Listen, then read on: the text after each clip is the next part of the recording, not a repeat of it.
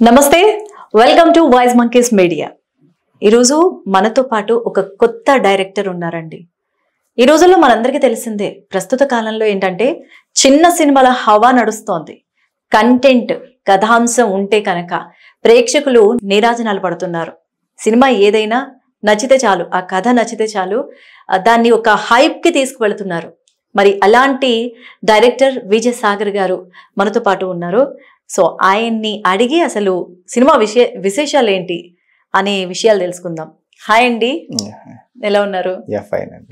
A star is born, boss is back లాగా. ఏంటి అసలు ఈ టైటిల్ పెట్టడానికి కారణం ఏంటి? ఏ స్టార్ ఈస్ బోర్న్ అంటే ఇది ఒక క్యారెక్టర్ ఓరియంటెడ్ కంటెంట్ అండి, కంప్లీట్ గా. సో ఒక డిఫరెంట్ క్యారెక్టర్ కాబట్టి దానికి ఒక స్టార్ అని నేమ్ పెట్టి దాన్ని ఆపాదించాం. అందుకని కొత్త క్యారెక్టర్ పుట్టింది అనే ఒక యాక్సిస్ కోసం అది డిజైన్ చేసాం, స్టార్ ఈస్ బోర్న్ అని. రెండు ప్యారలల్ గా ఏంటంటే ఒక మదర్ సెంటిమెంట్ ఉంటుంది కంటెంట్ లో, అంటే మదర్ కి ఒక సన్ కి మధ్యలో బాండింగ్ లో ఉన్న కంటెంట్ అది స్టార్ ఈస్ బోర్న్ అనేది. ఓకే, కథాంశమే అదే అన్నమాట. మధ్యలో జరిగిన ఒక కాంటెంట్ లో ఆ టైటిల్ ఎస్టాబ్లిష్ అవుతుంది అనమాట. స్టార్ అనేది ఎలా పుట్టాడు అనేది ఒక మదర్ ఒక సన్ కి చెప్తున్న ఒక సందర్భం అది. ఓకే ఓకే, సో దాని పర్పస్ లో పెట్టాము. సో నేను అనుకున్నాను ఏ స్టార్ ఈస్ బోర్న్ అంటే మేబీ ఒక స్టార్ బిగ్ షాట్ ఎవరో దీనిలో యాక్ట్ చేస్తున్నారు అనుకున్నాను. ఎందుకు హీరో ఎవరు? హీరో కళ్యాణ్ అని కొత్త అబ్బాయి. ఆ అబ్బాయిని మీరు మొత్తానికి కళ్యాణ్ అనే న్యూ టాలెంట్ ని ఓ స్టార్ గా తీసుకొస్తున్నారు అనమాట, పరిచయం చేస్తున్నారు. అంటే మా సినిమాలో స్టార్స్ ఎవరు లేరండి యాక్చువల్లీ. ఓకే ఓకే, సో మా క్యారెక్టరే మా స్టార్. అంటే ఒక మనిషి యొక్క క్యారెక్టర్ ని మేము స్టార్ గా ఎస్టాబ్లిష్ చేస్తున్నాం కంప్లీట్ గా. ఆ క్యారెక్టర్ పేరు శివ అని, శివ అనే క్యారెక్టర్ అనమాట. సో ఈ శివ అనే క్యారెక్టర్ ప్రతి మనిషి లోపల ఉంటది. సో కాబట్టి దాన్ని పర్టికులర్ గా స్టార్ అనే దానికి లాట్ ఆఫ్ రీజన్స్ అనమాట. ప్రతి మనిషి లోపల శివ దాగి ఉంటాడు. సో కాబట్టి మేము టైటిల్ ని స్టార్ అనే ఒక్కో సిచ్యువేషన్ లో శివ అనేవాడు బయటకు వస్తాడు అనేది చెప్పడానికి అన్నమాట. అంటే మామూలుగా ప్రీవియస్ చూసుకుంటే ప్రీవియస్ జనరేషన్ లో కొన్ని సంవత్సరాల ముందు వరకు ఒక మూవీ అనేది ఒక మోరల్ చెప్పేది, అంటే ప్రజలకి ఒక సందేశాన్ని ఇచ్చేది. అలాంటి సందేశం ఏమైనా ఉంటుందా, లేదంటే ఎలాంటి స్టోరీ? ఇది ఎలాంటి స్టోరీ అనుకోవచ్చు మేము? ఇది మెసేజ్ ఓరియంటెడ్ కంటెంట్ కాదండి ఇది. కాకపోతే చాలా మందికి ఏంటంటే ఎనీ ఫిల్మ్, ఏ ఫిల్మ్ లో అయినా ఏదో ఒక బ్యాక్ లో ఒక చిన్న మోరల్ ఆఫ్ ద స్టోరీ ఉంటది. ప్రతి ఫిల్మ్ లో ఉంటది. మీరు తీసుకున్న ఏ ఫిల్మ్ లో అయినా కూడా అది అర్థం చేసుకునే స్టేజ్ బట్టి ఉంటుంది. ప్రతి సినిమాలో ఉంటుంది ఒక మెసేజ్. కాకపోతే కంప్లీట్ మెసేజ్ చెప్పే సినిమాలు వేరు. ఇది complete entertainer, complete entertainment film. ఇది ఒక యూత్ ఎంటర్టైన్మెంట్, పర్టికులర్ గా కూడా యూత్ ఎంటర్టైన్మెంట్ ఫిల్మ్ ఇది. అంటే నాడి పట్టేశారనమాట మీరు, యూత్ అనే వాళ్ళు ఇప్పుడు ఏదైనా చేస్తున్నారు అని. ఎస్, ఒక యూత్ మీదనే, అంటే మా అండర్లైన్ వర్డ్ కూడా యూత్ ని టార్గెట్ చేసింది ఈ ఫిల్మ్ అనేది. అంటే నాట్ ఎ ఫ్యామిలీ లేకపోతే అలాంటిది కాదు, కంప్లీట్ యూత్ కంటెంట్ లో చేసింది. అంటే యూత్ ఇప్పుడు ఎలా ఉన్నారు, ప్రెసెంట్ సిచ్యువేషన్ లో ఎలా ఉన్నారు అనేది సినిమాలో చూడొచ్చా? ఏమైనా మార్చే ప్రయత్నం చేస్తారా మూవీలో? ఎవరు మారండి అసలు, ఎవరు మారరు. వాళ్ళకి నచ్చినట్టు వాళ్ళు బతుకుతూ వెళ్తూ ఉంటారు అంతే. మారటం అనే ఉండదు. బట్ ప్రెసెంట్ జనరేషన్ లో ఎలా ఉన్నారు అంటే నేను జనరల్ గా అందరి పాయింట్ ఆఫ్ వ్యూ లో చెప్పలేదు, కానీ ఒక శివ అనే క్యారెక్టర్ పాయింట్ ఆఫ్ వ్యూ లో చెప్పిన కంటెంట్ ఇది. ఒక శివ ఒక 20 నుంచి 25 years ఏజ్ లో మధ్యలో ఎలా ఉంటాడు అసలు ఒక కుర్రోడు, అలా అదే అందరికి కనెక్ట్ అవుతుంది. ప్రతి ఫ్యామిలీలో ఆ యూత్ కి కనెక్ట్ అవుతుంది కంపల్సరీ. ఓకే, అయితే కళ్యాణ్ ని ఎక్కడ వెతికి పట్టారు మీరు?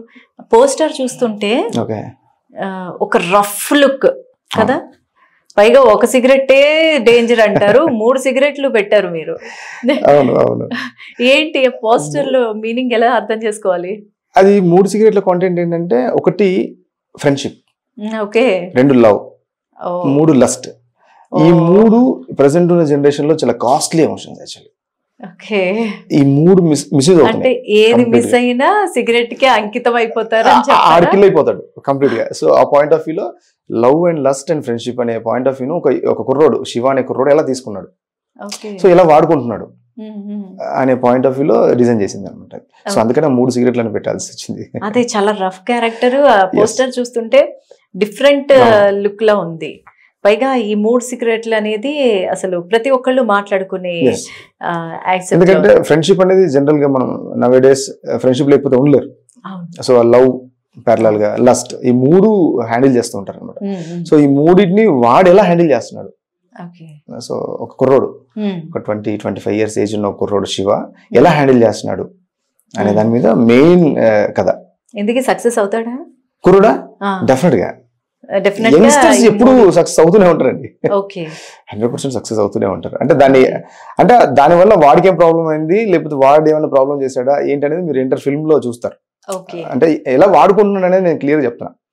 అంటే ఆ 3 ఆస్పెక్ట్ ని, ఫ్రెండ్షిప్ కానీ, లవ్ కానీ, లస్ట్ కానీ ఎలా వాడుకుంటున్నాడు, ఆ వాడుకోవడం వల్ల వాడు ఏమైనా హార్మ్ చేశాడా లేకపోతే ఏమైనా పొందాడా అనేది మీరు ఇంటర్ ఫిల్మ్ లో చూస్తారు. హీరోయిన్స్ ఏంటండి? What about heroines? 3 హీరోయిన్లు అండి ఇందులో. 3? సో 3 హీరోయిన్లు, ఒక అమ్మాయి ఫ్రమ్ బాంబే, 2 తెలుగు అమ్మాయిలు. 2 తెలుగు అమ్మాయిలు చేసాం. ఒక అమ్మాయి బాంబే. ఏంటి పేర్లు ఏంటి వాళ్ళ? ఒక అమ్మాయి పేరు సోఫియా ఖాన్ అని, అమ్మాయి ఫ్రమ్ బాంబే అనమాట. తర్వాత ప్రియా పాల్ అని, అమ్మాయి ఫ్రమ్ తెలుగు. తర్వాత ఊహారెడ్డి అని ఫ్రమ్ తెలుగు.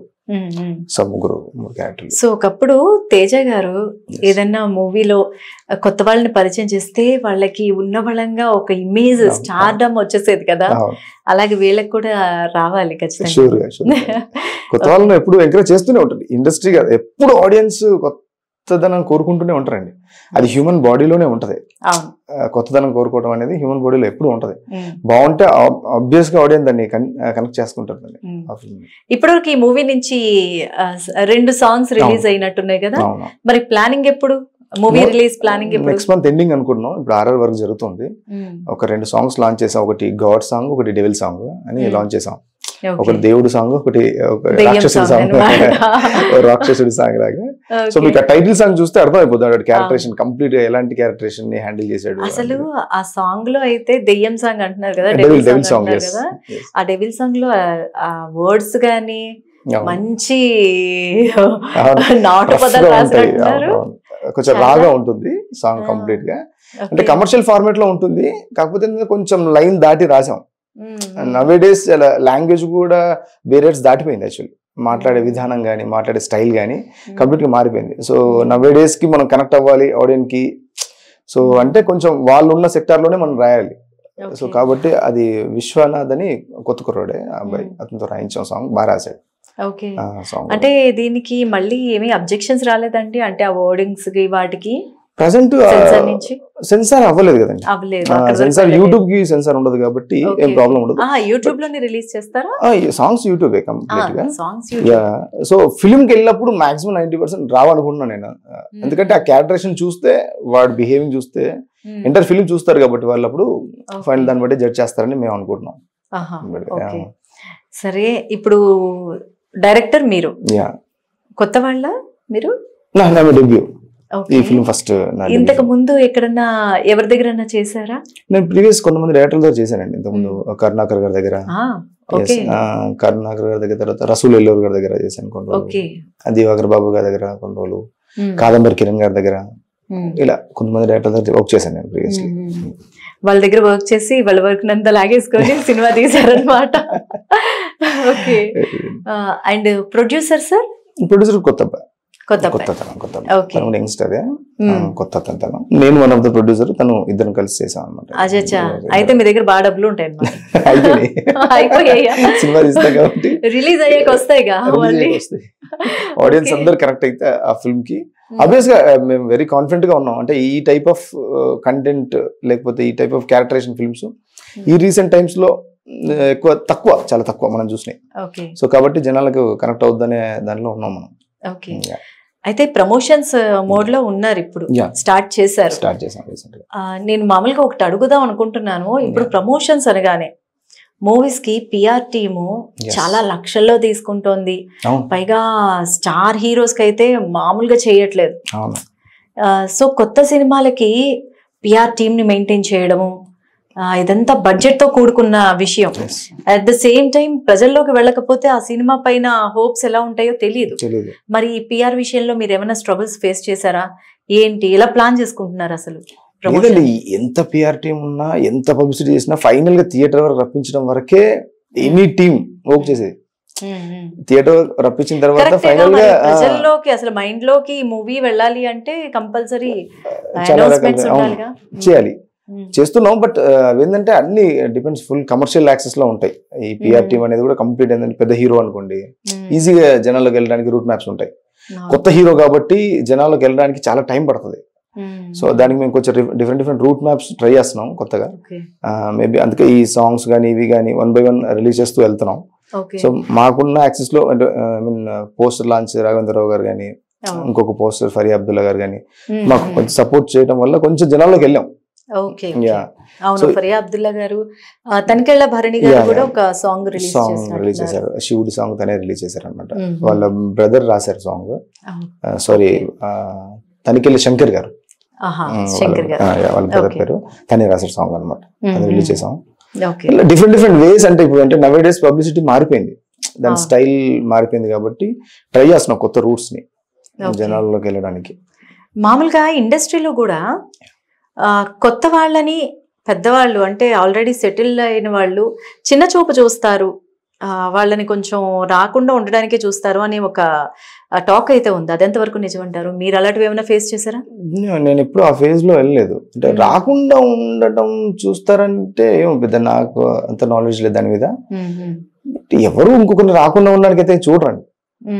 మనం పోకుండా ఉండడానికి ట్రై చేస్తాం తప్ప రాకుండా ఉండడానికి అయితే చూడరు. బట్ ఇదేంటంటే ఒక్క రోజు స్టార్ అయ్యేది కాదండి. అంటే ఏదైనా అవకాశం కానీ ఓ సక్సెస్ కానీ ఒక్క రోజులో కాదు కాబట్టి దానికి చాలా టైం పడుతుంది. కాబట్టి అంత ఓపిక ఫిల్టర్లు అయిపోతుంటారు అంతే. చాలా పేషెన్స్ ఉండాలి. ఆ ఫిల్టర్ లో ఎక్కడ ఎగిరిపోతామో తెలియదు.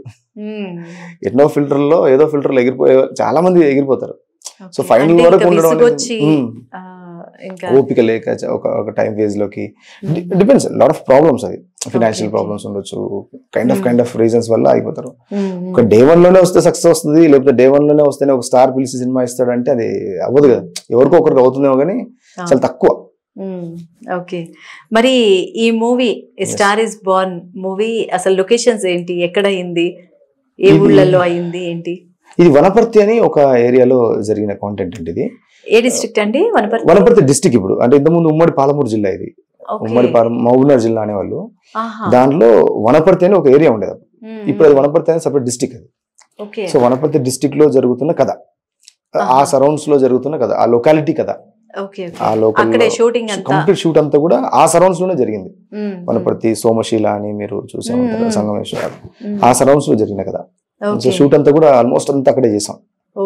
షూట్ పార్ట్ అంతా కూడా. ఎన్ని రోజులు చేశారు?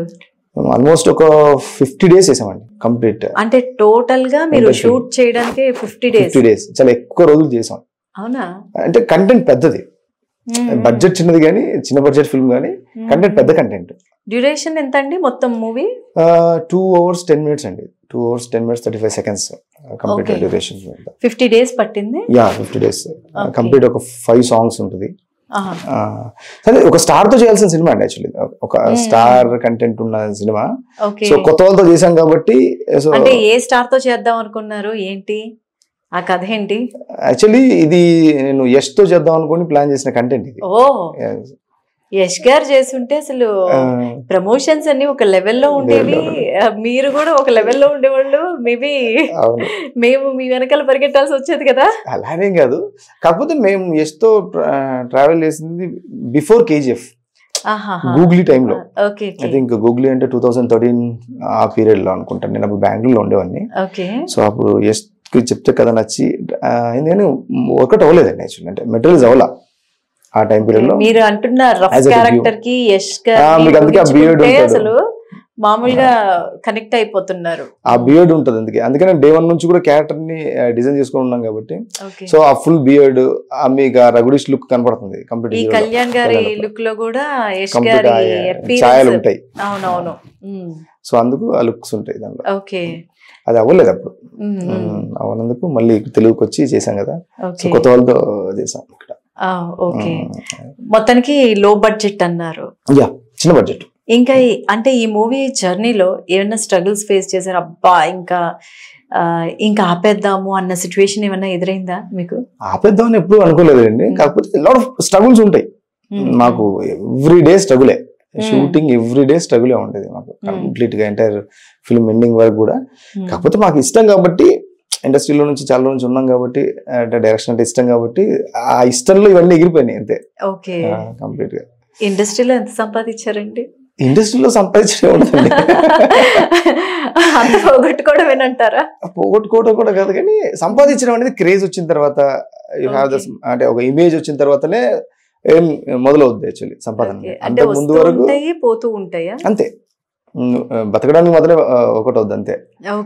నువ్వు అంటే బ్యాంక్ బ్యాలెన్స్ వెనకేసుకొని, అంటే యాజ్ అసిస్టెంట్ డైరెక్టర్ గా ఏడీగా వర్క్ చేసినప్పుడు మీకు వచ్చే ఆ చిన్న సాలరీస్ కి స్టే అవ్వడానికి ఒకటి అవుద్ది అంతే.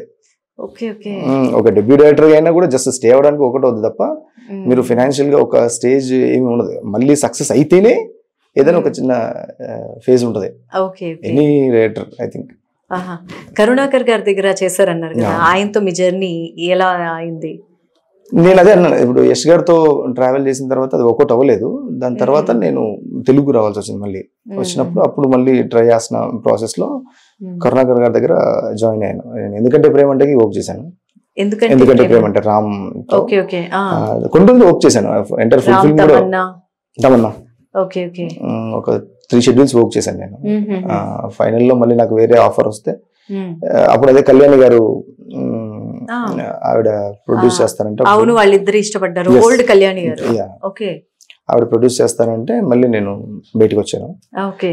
అలా చాలా రోజులు అది కూడా ట్రావెల్ చేసాం అనమాట ఆ ప్రాజెక్ట్ గురించి. బట్ అది వేరే కంటెంట్, వేరే స్టోరీ. అది ఒక థ్రిల్లర్ ప్లాన్ చేసాం, అది అవ్వలేదు, అది మెటీరియల్స్ అవ్వలేదు. సో అది స్టక్ అవటం. దాని తర్వాత మళ్ళీ చాలా స్ట్రగుల్స్ అవుతుంది కదా ఈ ఫేజ్ అని చెప్పేసి అప్పుడు ఒక యాడ్ ఏజెన్సీ స్టార్ట్ చేశాను అనమాట నేనే కంప్లీట్ గా. కొన్ని యాడ్స్ చేశాను, private ads, classroom ads కానీ, schools, college, hospitals kind of ads చేశాను కొన్ని.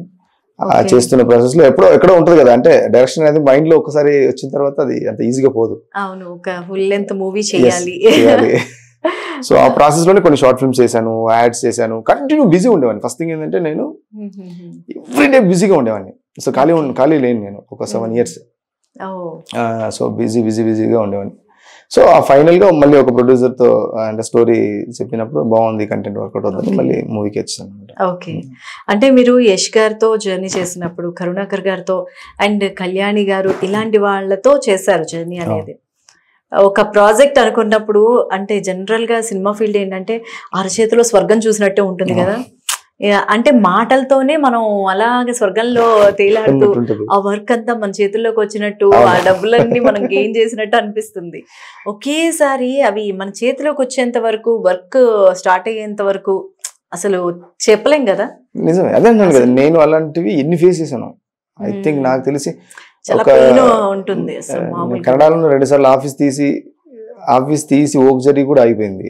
తెలుగులో 2-3 సార్లు ఆఫీస్ తీసి ఓక్ జరీ కూడా అయిపోయింది. ఇలా లాట్ ఆఫ్, ఒక సినిమా అయిపోయేంత వరకు చాలా ఫేజెస్ హ్యాండిల్ చేయాల్సి వస్తుంది. అంటే డిపెండ్స్ ఆన్ ప్రొడ్యూసర్ ప్రాబ్లం ఉండొచ్చు, మేబీ హీరోస్ ప్రాబ్లం ఉండొచ్చు, 24 క్రాఫ్ట్స్ లో ఏ క్రాఫ్ట్ ఎక్కడ ప్రాబ్లం అవుతుందో తెలియదు. సో ఈ షూటింగ్ జరుగుతున్నప్పుడు కూడా ఏ కైండ్ ఆఫ్ ప్రాబ్లమ్ వస్తుందో కూడా తెలియదు. మాకు అలాంటి ప్రాబ్లమ్స్ చాలా వచ్చాయి యాక్చువల్లీ. అంటే ఇప్పుడు 50 days షూట్ అక్కడ వనపర్తిలో అన్నారు. టోటల్ గా అసలు సినిమా స్టార్ట్ అయ్యి ఎన్ని రోజులు పట్టింది కంప్లీట్ అవ్వడానికి మొత్తం? వర్కింగ్ డేస్ అంటున్నారా? Working days 50 days. Working days 50. అంటే అనుకున్నప్పటి నుంచి, మూవీ చేయాలి అనుకున్నప్పటి నుంచి ఇప్పటి వరకు ఎన్ని సంవత్సరాలుగా ఈ మూవీకి? 2 years ప్లస్ అయిందండి. 2 years ప్లస్. ఓకే, ఎందుకంత different problems, kind of problems అంటే ఫైనాన్షియల్ ప్రాబ్లమ్స్ కానీ, డేట్స్ కానీ. అందులో మేము షూట్ చేస్తుంది అవుట్డోర్, సమ్మర్ టైం అయి ఉండొచ్చు, అక్కడ కొంచెం ప్రాబ్లం. రైనీ సీజన్ మేము 3 seasons లో చేసాం కంప్లీట్ గా. అక్కడ సీజన్స్ ని దృష్టిలో పెట్టుకొని మనం షెడ్యూల్ వేసుకోవాలి, డేట్స్. అందులో నా దాంట్లో పెద్ద స్టార్స్ ఎవరు లేరు, అంటే హీరో కొత్త ఆర్టిస్టులు అందరూ. యాక్చువల్లీ నేను అదే నా డౌట్ ఏంటంటే, ఇప్పుడు 2 years పట్టింది, 50 days వర్కింగ్ డేస్ అన్నారు, 2 years పట్టింది, స్టార్స్ లేరు అన్నప్పుడు అందరూ కోఆపరేషన్ చేస్తారు కదా, ఎందుకు ఇన్ని రోజులు పట్టింది అని అడుగుదాం అనుకుంటున్నాను. కైండ్ ఆఫ్ అందరూ కోఆపరేషన్ చేస్తారంటే ఒక ఫేజ్ వరకే చేయగలరు. చాలా మంది మనం అనుకుంటాం అంతే, అందరూ ప్యాషన్ ఉన్న వ్యక్తులు తగలరండి మనకు. సమ్ టైమ్స్ డిఫరెంట్ కేటగిరీస్ తగులుతుంటాయి, అది ప్రాబ్లం. ఇప్పుడు చెప్తున్నాను కదా, మేము హీరోస్ ని చాలా మందిని మారాం, అలాగే చాలా మార్చాల్సి వచ్చింది. సో ఇలాంటి డిఫరెంట్ ప్రాబ్లమ్స్ అవన్నీ. అన్ని ప్రాబ్లమ్ క్లియర్ చేసుకొని బయటికి రావాలంటేనే మేబీ టైం. ఆడపిల్లలన్నాక మళ్ళీ షెడ్యూల్స్, టైమింగ్స్ ఇలాంటివన్నీ ఉంటాయి. అవుట్డోర్ అంటే మళ్ళీ రావడం కష్టం. టోటల్ అవుట్డోర్ ఒక 3 షెడ్యూల్స్ లాగా చేసాం. 3 షెడ్యూల్స్ వనపర్తిలో చేసాం. ఒక 2 షెడ్యూల్స్ వచ్చేసేసి ఇక్కడ శంషాబాద్ దగ్గర చేసాం అనమాట. సో ఫైనల్లీ అవుట్పుట్ వచ్చేస్తుంది. ఇంకా ఎన్ని నెలలు పడుతుంది? 1 మంత్. నెక్స్ట్ మంత్ ఎండింగ్ కి రిలీజ్ కి రెడీ అవుతుంది. మరి ఈ నెల రోజులైనా ఎలా ప్లాన్ చేస్తున్నారు? అదే ఫస్ట్ సాంగ్స్ రిలీజ్ చేస్తున్నాం. మోస్ట్లీ ఈ మంత్ ఎండ్ కి టీజర్ లాంచ్ చేస్తాం. ఈ మంత్ ఎండ్ కి టీజర్ లాంచ్ చేస్తాం వెరీ సూన్.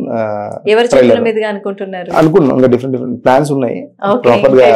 ఎందుకంటే మీరు చెప్పినట్టే ఎప్పుడు ఏది ఎక్కడ ఏమంటారంటే అవుద్దనే టైం వస్తుంది, ఆ టైంలో మళ్ళీ అది మిస్ అయిపోద్ది. ఓకే. అన్ని ఎంతైనా మనం గమనిస్తూ ఉంటే అనుకోకుండా అప్పటికప్పుడు అయినవే సక్సెస్ అయిపోతాయి. మనం ప్లానింగ్ ఇవన్నీ పెట్టుకుంటే మాత్రం ఏంటో ప్లాన్ చేయాలి, మళ్ళీ ప్లాన్ చేయాలి. ప్లాన్ చేస్తేనే ఒకటి మిస్యూజ్ అవుతుంది, డెఫినెట్ గా ఏదో ఒకటి వర్కౌట్ అవుతుంది. కానీ ప్లాన్ చేయకుండా ఉంటే అవ్వదు. కంప్లీట్ గా ప్లాన్ చేస్తూనే పోవాలి. రెగ్యులర్ నాకు అది ఇష్టం. నేను నా దగ్గర 7 ప్లాన్స్ ఉంటాయి రెగ్యులర్ గా. ఇది కాకపోతే ఇది కాకపోతే ఇదా ఏదో ఒక ప్లాన్. సో అంటే నేను అప్పటికప్పటికి డిసప్పాయింట్ అయ్యి బ్యాచ్ కాదు, డిసప్పాయింట్ అయ్యి బాధపడి ఈరోజు షూటింగ్ జరగలేదు, షూటింగ్ జరగని రోజులు కూడా మేము జరిపించాం షూటింగ్. సో ఆ రోజు హీరో అప్లికేషన్ ఇచ్చో లేకపోతే ఇంకేదైనా అప్లికేషన్ ఇచ్చినా కూడా ఆ రోజు ప్యారలల్ గా ఇంకో సీన్ చేయటము. సో వేస్ట్ చేయకూడదు. సో ప్రతిదీ అంటే ఆల్టర్నేట్ పెట్టుకొని చేస్తాను నేను.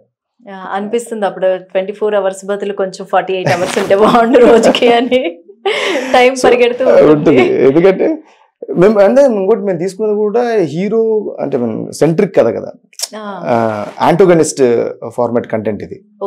సో ఒక హీరో సెంట్రిక్ కథ కాబట్టి ఈ కథ కూడా ఏంటంటే ఒక క్యారెక్టర్లెస్ క్యారెక్టర్ వాడిది. క్యారెక్టర్లెస్ క్యారెక్టర్ వాడిది. అది క్యారెక్టర్ ఉండదు, ఒక క్యారెక్టర్ లేనుడు. వాడు ఇష్టం వచ్చినట్టు బతుకుతుంటాడు. అంటే అవసరమైతే అబద్ధం చెప్తాడు, అవసరమైతే మోసం చేస్తాడు, అవసరమైతే ఇంకేదైనా చేస్తాడు. అవసరాన్ని బట్టి మారిపోతూ ఉంటాడు. సో అలాంటి ఒక క్యారెక్టర్ వాడిది. సో అలా ఒక పెక్యులర్ బిహేవింగ్ ఉంటుంది. ఒక్కొక్క ఫేజ్ లో ఒక రకంగా ఉంటాడు. సో అలాంటి ఒక క్యారెక్టర్ అంటే నవ్వే డేస్ ఒక ఎలా భరిస్తారండి బాబు అలాంటి క్యారెక్టర్ ని? అంటే ప్రతి మనిషిలో ఆడే ఉంటాడండి, అంటే సిచువేషన్ బట్టి మారుతుంటాడు. మనుషులు అండర్లైన్ చేయండి చూసుకోగాని. అంటే నేను ఫిల్మ్ లో కూడా ఒక కోడ్ ఉంటది అనమాట, మనిషి అంటే క్యారెక్టర్ ఉండదు అసలు, అవసరాన్ని బట్టి మారిపోతూ ఉంటాడు. అనవసరంగా ఒక క్యారెక్టర్ని ఆపాదించుకుంటాడు. అంటే నేను మంచోన్ని, లేకపోతే నేను చెడ్డోన్ని, లేకపోతే నేను మోసగాన్ని, నేను దొంగని అని ఒక క్యారెక్టర్ని ఆపాదించుకుంటాడు. ఒక క్యారెక్టర్ మనిషిలో ఉండదు. ఆడు పుట్టినప్పటి నుంచి చచ్చిపోయేంత వరకు వాడి లోపల ఎన్నో క్యారెక్టర్లు రన్ అవుతుంటాయి. మీరు చూడండి, అబ్జర్వ్ చేయండి. లైఫ్ లో ఒక ఫేజ్ లో అబద్ధాలు చెప్తాం మనం, ఫ్రెండ్స్ కైనా సరే, ఇంకోరుకో అట్లా లైఫ్ లాంగ్ అబద్ధాలు చెప్పలేం. కొన్నిసార్లు నిజాలు చెప్తాం, అలాగే జీవితాంత నిజాలు చెప్పలేం. మోసం చేయాల్సి వచ్చిన పరిస్థితి మోసం కూడా చేస్తాడు, దొంగతనం చేయాల్సిన పరిస్థితి వస్తే దొంగతనం కూడా చేస్తాడు. అంటే మనిషి అంటే క్యారెక్టర్ ఉండదు అసలు. సో అనవసరంగా అనవసరంగా ఒక క్యారెక్టర్ని ఆపాదించుకుంటాం. మంచోడుగా ఉందాం, లేకపోతే ఇలా ఉందాం, బుద్ధిమంతుడిగా ఉందాం, ఏదో ప్రయత్నిస్తాం, తెలివైన వాడుగా ఉందాం అని ప్రయత్నిస్తాం అంతే, ఒక క్యారెక్టర్ ని ఆపాదించుకోవడం కోసం. ఎందుకంటే చాలా మందికి మంచోడుగా ఉండడానికి ట్రై చేస్తారు, ఉండలేరు. ఎందుకంటే డిఫరెంట్ సెక్టార్స్ ఉంటాయి. చిన్నప్పుడు అంటే తెలియక జరిగి ఉంటది. ఒక మిడిల్ ఏజ్ వచ్చిన తర్వాత వాడికి అవసరాలు మీద పడడం, లేకపోతే వాడికి వచ్చే ప్రాబ్లమ్స్, లేకపోతే వాడు అనుకున్న పాయింట్ ఆఫ్ వ్యూస్ వేరే ఉండటం వల్ల, జరుగుతున్న పాయింట్ ఆఫ్ వ్యూ వేరే ఉండడం వల్ల ఈ స్ట్రగుల్స్ నుంచి డిఫరెంట్ గా మారిపోతుంటాడు మనిషి. సో అది హీరో యొక్క క్యారెక్టర్. అది ఆ పెక్యులర్ క్యారెక్టరేషన్ అంటే దాన్ని మేము క్యారెక్టర్లెస్ క్యారెక్టర్ గా డిజైన్ చేసాం. మొత్తానికి సక్సెస్ అవుతారు షూర్ గా. ఎందుకంటే క్యారెక్టర్ బేస్డ్ కంటెంట్స్ ఆడియన్స్ కి కనెక్ట్ అవుతుందనే అనుకుంటున్నాను, ఈ టైప్ ఆఫ్ క్యారెక్టర్స్. సో చూడాలి. ఓకే, ఇంకా ఏమన్నా ఈ మూవీ గురించి మా ఆడియన్స్ కి ఏమైనా చెప్తారా? ఇది కంప్లీట్ యూత్ కంటెంట్. సో మీరు యూత్ అనుకుంటేనే సినిమా చూడండి, పెద్దవాళ్ళు చూడకూడదా? మీరు యూత్ అనుకుంటే సినిమా చూడండి. అది యూత్ అనే ఏజ్ గ్రూప్ కాదు అస్సలు. మామూలుగా రికార్డింగ్ లో పెట్టలేదు. ఇప్పుడు అంటే 70 years కూడా యూత్ అని ఫీల్ అవుతున్నారు కదా. యూత్ అనేది మైండ్ సెట్. యూత్ అనేది మీరు ఆలోచించే విధానం, యంగ్ ఆలోచించడం అనేది మీకు మీ స్టైల్ అంతే. అది ఏజ్ తో యూత్ గానీ యూత్ రావటం రాకపోవడం అనేది ఉండదండి. ఓకే, ఇప్పుడు మేమందరం యూతే కదా. సో ఐడియాలజీ, మీరు యంగ్ ఆలోచించడం అనేది మీ ఐడియాలజీ. అందుకని నేను యూత్ కంటెంట్ ఇది, మీరు యూత్ అనుకుంటేనే సినిమా చూడండి. యూత్ అనేది ఏజ్ గ్రూప్ కాదు. ఓకే ఓకే, మొత్తానికి అందరినీ చూడమంటున్నారు అంటే తెలివిగా ఏంటంటే మా మీదే నెట్టేశారనమాట. మీరే ఆలోచించుకోండి, నేను ముందే క్లియర్ గా చెప్తున్నాను. మీరు యూత్ అనుకుంటేనే చూడండి. మీరు యూత్ అనుకోవాలి కదా ఫస్ట్. కొంతమంది అనుకోకపోవచ్చు, అనుకోకుండా ఉంటారండి. కొంతమంది అనుకోకపోవచ్చు, ఇది నేను కాదు కదా అని అనుకోవచ్చు కదా అంటున్నాను. ఏదో సినిమాలో యూత్ అంటే నువ్వు యూత్ ఏంట్రా అన్నట్టు ఉంటుంది ఇప్పుడు. ఎందుకంటే నవేడేస్ ట్రెండ్స్ మారిపోయింది కాబట్టి కంప్లీట్ గా అందరూ యంగిష్ ఆలోచిస్తున్నారు. అంటే 80s వాళ్ళు కానీ 40s కానీ 60s కానీ ఆలోచిస్తున్నారు. సో కాబట్టి నేనేమన్నా మీ ఐడియాలజీని బట్టి చూడండి. మీరు ఒక యంగ్స్టర్ అనుకుంటే చూడొచ్చు, కంప్లీట్ గా యూత్ కంటెంట్ కాబట్టి. ఓకే, కామెడీ ఉందా అండి? వాడి క్యారెక్టరే కంప్లీట్ ఎంటర్టైన్మెంట్, కామెడీ కాదు అంటే. కామెడీ ఉందా ఈ మూవీలో? ఎంటర్టైన్మెంట్ ఉంది, కంప్లీట్ ఎంటర్టైన్మెంట్. అంటే కామెడియన్స్ ఎవరైనా అని? కామెడియన్స్ లేరు, బట్ అదే నేను కామెడీ సెక్టర్ కి వెళ్ళలేదు. కంప్లీట్ ఒక ఫిలాసఫికల్ ఫిల్మ్ ఇది, ఒక యంగ్స్టర్ యొక్క ఫిలాసఫికల్ ఫిల్మ్ ఇది. దాంట్లో లైట్ మీకు ఆడియన్స్ కనెక్ట్ అయ్యే ఫిలాసఫీ ఏంటంటే హీరో యొక్క ఐడియాలజీ. ఆడియన్స్ కనెక్ట్ అవుతుంది. అది మీరు ఫన్ గా తీసుకుంటారు, అదే సీరియస్ గా తీసుకుంటారు ఒక ఫేజ్ లో. ఓకే ఓకే, అంతేలేండి. మనకి నచ్చితే అన్ని మంచిగానే ఉంటాయి, నచ్చకపోతే ఇంకా అంతే. ఇప్పుడు చెప్పారు కదా, ఇదే హీరో యొక్క క్యారెక్టర్ అండి. దాంట్లో ఏమంటారంటే ఒక మనిషి నచ్చినంత వరకే నువ్వు అతనితో ట్రావెల్ అవ్వు, నచ్చాడు కదా అని అతని జీవితం లోపలికి వెళ్ళి చూడొద్దు అంటాడు. ఒకవేళ నువ్వు నచ్చాడు కదా అని అతని జీవితం లోపలికి వెళ్ళి చూస్తే ఈ ప్రపంచంలో ఎవరికి ఎవరు నచ్చారు అనేది ఆడి ఫిలాసఫీ. ఒక మనిషి కొంతవరకే నచ్చుతారు, ప్రతి మనిషి కొన్ని ఫేజెస్ లోనే నచ్చుతారు మనకు. కొంతమందితో ట్రావెల్ అవుదాం అనుకుంటే ఒక 1/2 అవర్ కూర్చొని మాట్లాడుకో అంతవరకు బాగుంటది. ఆడితో జర్నీ చేయలేము, యాక్చువల్లీ లాంగ్ రన్ చేయలేము. లాంగ్ రన్ బయటపడతాయి. అసలు విషయాలు ఎప్పుడైతే బయటపడతావో అక్కడ ట్రావెలింగ్ అవుతుంది. సో ప్రతి మనిషి లోపల ఎంతవరకు అయితే నచ్చుతుందో, నచ్చిన దగ్గర ఉంటే ట్రావెలింగ్ బాగుంటది, ఆ జర్నీ బాగుంటది. నచ్చింది కదా లోపలికి వెళ్ళి చూస్తే ఎవరు నచ్చరు. అందుకనే రిలేషన్షిప్స్ ఎప్పుడు బ్రేకప్ అవుతాయి. ప్రతిదీ లైట్ తీసుకోవాలి మీరు అన్నట్టు. ఎలా అయితే అన్ని తెలిసిపోతాయి కదండి, అన్ని తెలిసిపోయిన తర్వాత క్యూరియాసిటీ ఉండదు, ఆ ఇంట్రెస్ట్ ఉండదు. సో మొత్తానికి మీరు చెప్తున్న దాని ప్రకారం హీరో క్యారెక్టర్ అయితే చాలా టిపికల్ గా ఉన్నట్టుంది. అంటే ఇప్పుడు మీరు అన్నట్టు అసలు రిలేషన్స్ లైట్ అనుకుంటే అడ్జస్ట్మెంట్ లేనిదే లైఫ్ ఎలా ఉంటుందండి? అడ్జస్ట్మెంట్ ఉంటే అసలు లైఫే లేదు కదా, లైఫే కాదు కదా. అయ్యో, ఇప్పటి వరకు మన పెద్దవాళ్ళు కానీ అదంతా అడ్జస్ట్మెంట్ అవ్వాలి అని చెప్తూ ఉంటారు కదా. పెద్దవాళ్ళు చెప్పారంటే వాళ్ళు ఏ పాయింట్ ఆఫ్ వ్యూలో చెప్పారో. ఇప్పుడు ఎవరైనా ఏదైనా చెప్పారంటే అది ఏ పాయింట్ ఆఫ్ వ్యూలో చెప్పారనేది మనం అనలైజ్ చేసుకోగలగాలి ఫస్ట్. ఎనీ రిలేషన్షిప్ ఒక మనిషి నుంచి అయినా సరే, ఒక వ్యక్తి మంచి చెప్తున్నాడంటే పూరి గారి ఫిల్మ్ లో ఒక సీన్ ఉంటుంది, మీకు చూసుంటారు. నేనంతే సినిమాలో వేణుమోద ఒక సీన్ ఉంటుంది. పూరి గారు చెప్పారు అలాంటి ఆ ఫిలాసఫీ. అంటే ఒకరోజు మంచి చెప్తుంటే అది నీకు మంచి చెప్తున్నారా లేకపోతే వాళ్ళ స్వార్థం కోసం చెప్తున్నారా అనేది, ఎవరు ఎందుకోసం చెప్తున్నారు అనేది ఒక పాయింట్ ఆఫ్ వ్యూ ఉంది కదా. మంచి కానీ చెడు కానీ ఏ పాయింట్ ఆఫ్ వ్యూలో చెప్పారనేది మనం అర్థం చేసుకుంటే బెస్ట్ అని నా పాయింట్ ఆఫ్ వ్యూ. ఇప్పుడు హీరో క్యారెక్టర్ ఇంత టిపికల్ క్యారెక్టర్, ఫ్రెండ్స్ తో ఎలా ఉంటాడు, ఫాదర్ తో పేరెంట్స్ తో ఎలా ఉంటాడు? డిఫరెంట్ ఉంటాడు. వాడికి ఫాదర్ మదర్ అంటే ఏంటి తెలుసు, ఆ రిలేషన్షిప్స్ అంటే ఏంటి తెలుసు, ఏ రిలేషన్షిప్ అయినా ఒక ఫేజ్ లో ఆగిపోద్ది తెలుసు. ఎనీ కైండ్ ఆఫ్ రిలేషన్షిప్ అనమాట. ఏ రిలేషన్ అయినా కూడా కొన్ని రోజుల తర్వాత బోర్ కొడుతుంది, ఏ రిలేషన్ అయినా, ఎనీ రిలేషన్ అయినా. అందుకనే మనం ఎక్కువ చూడండి, మీరు పేరెంట్స్ దగ్గర చాలా తక్కువ టైమే ఉంటాం మనం. స్కూల్స్కి వెళ్ళే పిల్లలు స్కూల్లో ఉంటారు సగం టైం, ఫ్రెండ్స్కి వెళ్ళినప్పుడు ఆడుకుంటారు, పేరెంట్స్ తక్కువ ఉంటారు కాబట్టి ఆ రిలేషన్ వర్కౌట్ అవుతుంది. మీరు ఎప్పుడు ఇంట్లో ఉండి లేకపోతే పక్కపక్కలో ఉంటే గొడవలే జరుగుతుంటాయి. మీరు చూడండి, మనం చూసిన చాలా సినిమాల్లో కూడా ఎప్పుడు ఫాదర్ ఇంట్లో కొడుకుంటే ఇంట్లోనే ఉంటే గొడవలు పడుతూ ఉంటారు చూడండి మీరు, రెగ్యులర్ మనం చూసిన ఫిల్మ్స్ లో కానీ. సో ఎక్కువ టైం ఒకరి దగ్గర స్పెండ్ చేయడం వల్ల మీకు ఆ తెలియని దూరం వచ్చేస్తుంది, తెలిసిపోద్ది, అన్ని విషయాలు అందరికి తెలిసిపోద్ది. అంటే అందులో హీరో క్యారెక్టరేషన్ చెప్పడం ఏంటంటే, ఒక మనిషి ఎక్కడ బాగుంటుందో, ఏ ఫేజ్ లో బాగుంటాడో అక్కడి వరకు నువ్వు ఆ రిలేషన్ హ్యాండిల్ చేయి, బాగుంటది. బాగుంది కదని డీప్ గా తన లోపలికి వెళ్ళి చూస్తారంటే ఈ ప్రపంచంలో ఎవరికి నచ్చరు అనేది ఆడి ఫిలాసఫీ. ఒక అమ్మాయి నచ్చిందని పెళ్లి చేసుకోవద్దు అంటారు మీరు, అంతేనా? నచ్చడం అనేది ఏ పాయింట్ ఆఫ్ వ్యూ వరకు, పెళ్లి చేసుకునే పాయింట్ ఆఫ్ వ్యూ వరకు, నచ్చడం అనే పాయింట్ ఆఫ్ వ్యూ వరకు ఏముందా, లవ్ అనే ఉందా, ఏందనేది నీకు తెలియాలి.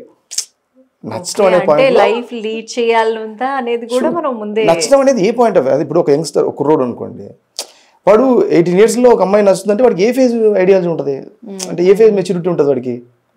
సో వాడికి పాయింట్ ఆఫ్ మెచ్యూరిటీ ఉంటుంది. సో వాడిని మనం పెళ్లి అంటే ఎలా ఉంటుంది వాడికి తెలియదు. అడిగి సో నువ్వు నచ్చింది కదా పెళ్లి చేసుకో అనేది అక్కడే ప్రాబ్లమ్స్ వస్తున్నాయి. తక్కువ కొందరు మెచ్యూరిటీ లేకుండా తక్కువ పెళ్లి చేసుకుంటే ఎందుకు ప్రాబ్లమ్స్ అవుతున్నాయంటే మేబీ ఆ కారణం ఉండొచ్చు. నేను అది వన్ ఆఫ్ ద రీజన్ చెప్తున్నాను, అదే కారణం అని చెప్పట్లా. సో అలాగా ఆడ ఏ పాయింట్ ఆఫ్ వ్యూలో అనేది చాలా ఇంపార్టెంట్. ఓకే, ఏమైనా డైలాగ్స్ అంటే పంచ్ డైలాగ్స్ లాగా అలాంటివి ఏమన్నా ఉన్నాయా? మీకు ఎంటైర్ ఫిల్మ్ అంతా డైలాగ్ ఫిల్మ్ అండి ఇది. సినిమా అంతా కూడా డైలాగ్ ఫిల్మ్. అంటే ఒక్కొక్క సైన్ ఉంటుంది మధ్యలో. ఈ మధ్యకాలంలో వచ్చే మూవీస్ లో ఒక్కో సైన్ దేనికో దానికి 2 స్టెప్స్ కానీ డైలాగ్స్ కానీ సైన్ అనేది సిగ్నేచర్ లాగా మెయింటైన్ చేస్తున్నారు. అలాంటి సిగ్నేచర్ ఏమైనా ఉందా ఈ మూవీలో?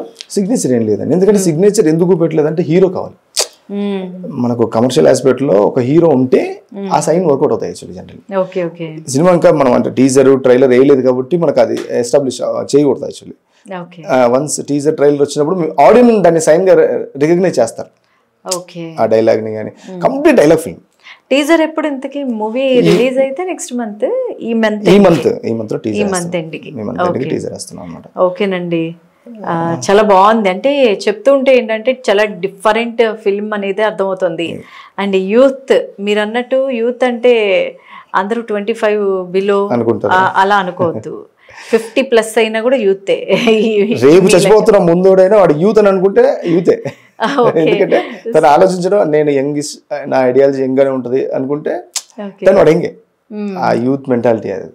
సో ఖచ్చితంగా ఏ ఏజ్ అయినా కూడా యూత్ కిందే కన్సిడర్ చేయాలన్నమాట.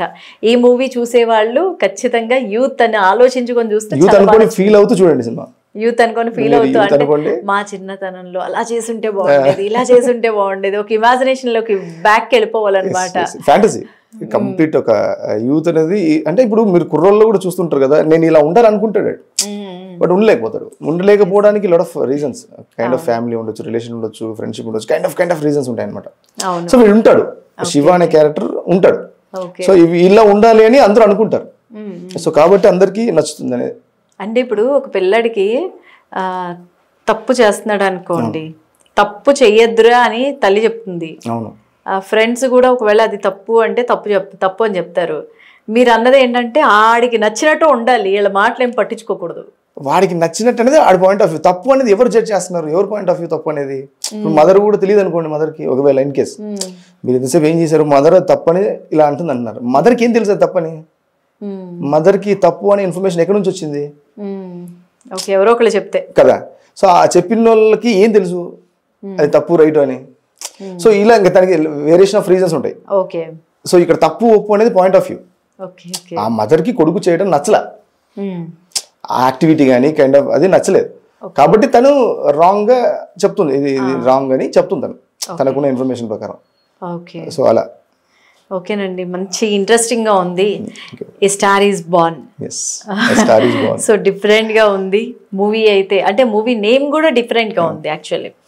యష్ గారు చేయకపోయినా అవకాశం మొత్తానికి వేరే యంగ్స్టర్కి వచ్చింది కాబట్టి అందరూ ఎంజాయ్ చేస్తారు. అందరిలో యూత్ అందరూ కూడా కళ్యాణ్ అనే శివ అనే క్యారెక్టర్ కదా, శివాని గుర్తుపెట్టుకుంటారు ఖచ్చితంగా. సో మీరు కూడా ప్రమోషన్స్ లో జోరు అందుకోవాలని అండ్ మీ మూవీ కూడా ఆడియన్స్ ని రీచ్ అవ్వాలి, మీరు అనుకున్నది సాధించాలి. నెక్స్ట్ వరుసగా ఒక బిగ్ స్టార్స్ తో మూవీస్ చేయాలని మనస్ఫూర్తిగా కోరుకుంటున్నానండి. సాగర్ గారు, థ్యాంక్ యూ మా స్టూడియోకి వచ్చి మీ వాల్యుబుల్ టైంని స్పెండ్ చేసినందుకు అండ్ మీ మూవీ గురించి మరి ఎన్నో ఆసక్తికర విషయాలు పంచుకున్నారు. థ్యాంక్ యూ అండి. Thank you very much.